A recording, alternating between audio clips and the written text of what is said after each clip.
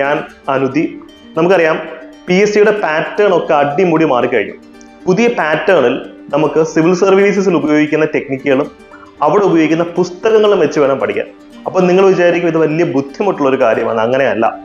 പഴയ പാറ്റേൺ ആണ് ഡിഫിക്കൽട്ട്, പുതിയ പാറ്റേൺ കുറച്ചുകൂടി എളുപ്പമാണ്. ഇപ്പം ഞാൻ തന്നെ പല PSC റാങ്ക് ലിസ്റ്റിലും ചുരുങ്ങിയ സമയം കൊണ്ട് എത്തിയത് PSCയിലെ പുതിയ പാറ്റേൺ തിരിച്ചറിഞ്ഞ് പഠിച്ചതുകൊണ്ടാണ്.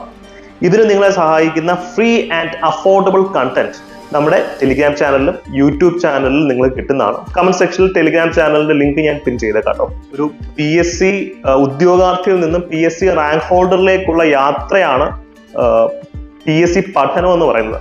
അപ്പൊ അവിടെ ഈ hard work and smart work combine ചെയ്തുകൊണ്ട് പഠിച്ചു കഴിഞ്ഞാൽ വിജയം നിങ്ങളെ തേടിയെത്തും.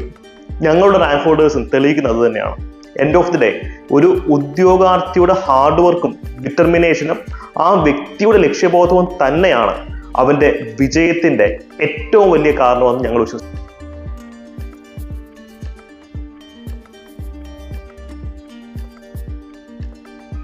സാറിന്റെ ക്ലാസ്സുകൾ എനിക്ക് വളരെയധികം ഉപകാരപ്പെട്ടുമെന്ന് പറയാനാണ് ഞാൻ വീഡിയോ ചെയ്യുന്നത്.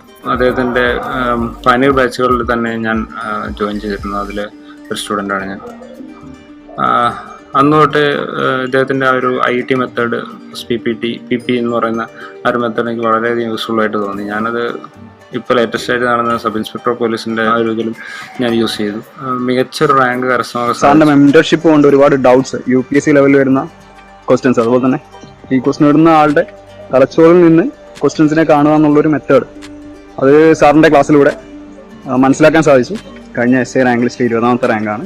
അതുപോലെ തന്നെ PSC നടത്തിയ ഏകദേശം 20ഓളം എക്സാംസിൽ മെയിൻ ലിസ്റ്റിൽ ഉൾപ്പെടാൻ സാധിച്ചിട്ടുണ്ട്. എന്റെ അഭിപ്രായത്തിൽ നിലവിലുള്ള സാഹചര്യത്തിൽ PSC ആസ്പിറൻസിന് ഏറ്റവും മികച്ച പ്ലാറ്റ്ഫോം അനുദീപ് വ്ലോഗ്സ് ആണ്. ഇന്നത്തെ ഈ PSCയുടെ ഈ മാറിയ പാറ്റേണിൽ ഇന്ന് കേരളത്തിലെ ഏറ്റവും മികച്ച ഓൺലൈൻ പ്ലാറ്റ്ഫോം അനുദീപ് വ്ലോഗ്സ് ആണെന്ന് എന്റെ അനുഭവത്തിലൂടെ എനിക്ക് നിസ്സംശയം പറയാൻ സാധിക്കും.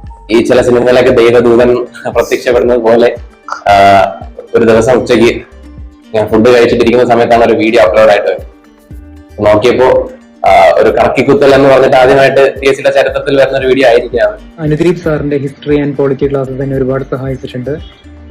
മാത്രമല്ല അനുദീപ് വ്ലോഗ്സിൽ അപ്ലോഡ് ചെയ്യുന്ന ക്ലാസ്സസ് ഞാൻ ഇപ്പോഴും റെഫർ ചെയ്യുന്നതാണ്. പുതിയ പാറ്റേണെ എങ്ങനെ അഭിമുഖീകരിക്കണം എന്ന് എന്നെ പഠിപ്പിച്ചു തന്നത് അനുദീപ് വ്ലോഗ്സ് ആണ്. അനുദീപ് വ്ലോഗ്സ് എന്ന ചാനലിലെ എലിമിനേഷൻ ടെക്നിക്സ് ആണ്. അനുദീപ് വ്ലോഗ്സിലെ എല്ലാ കോഴ്സസിലും ഞാൻ അംഗമായിരുന്നു, പ്രത്യേകിച്ച് റെവല്യൂഷൻ ബാച്ച്. അനുദീപ് വ്ലോഗ്സിൽ പറയുന്നത് പോലെ ആഴത്തിൽ പഠിക്കുക, പിന്നെ എലിമിനേഷൻ ടെക്നിക്സും പ്രാക്ടീസ് ചെയ്യുക.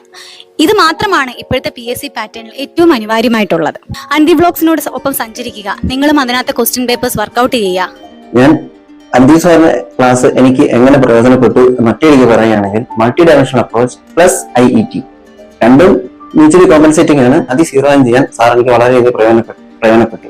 അങ്ങനെ തന്നെയാണ് ഞാൻ ഇപ്പൊ എവിടെത്തിയോ അവിടെ നിൽക്കുന്നത്. അതുപോലെ തന്നെ സാറിന്റെ ഈ പറഞ്ഞ ടെക്നിക്സ് എനിക്ക് ഈ പറഞ്ഞ പോലെ IET ടെക്നിക്സ് ഒക്കെ എനിക്ക് ഒത്തിരി യൂസ്ഫുൾ ആയിട്ടുണ്ട് കേട്ടോ. പല എക്സാമുകളിലും ഈ പറഞ്ഞ പോലെ HSC എക്സാമുകളിലൊക്കെ പല എക്സാം നമുക്ക് പലപ്പോഴും നമ്മൾ പഠിച്ചിട്ടുള്ളതായിരിക്കും, പക്ഷെ കൺഫ്യൂഷൻ വരുന്ന ക്വസ്റ്റ്യൻസ് കാണും.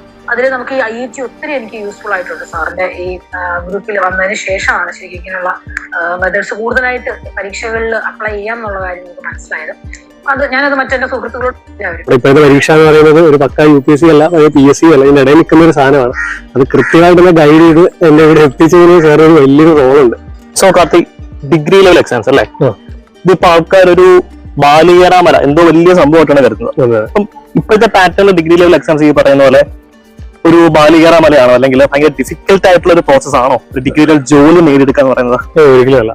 കാരണം ഞാൻ പഴയ ഡിഗ്രി ലെവൽ എക്സാംസ് എഴുതിയിട്ടുണ്ട്, പുതിയ പാറ്റേൺ എക്സാംസ് എഴുതിയിട്ടുണ്ട്. അപ്പൊ ആ ഒരു എക്സ്പീരിയൻസ് ഞാൻ പറയാണ്, പുതിയ പാറ്റേൺ എക്സാം കുറച്ചുകൂടി എളുപ്പമാണ്.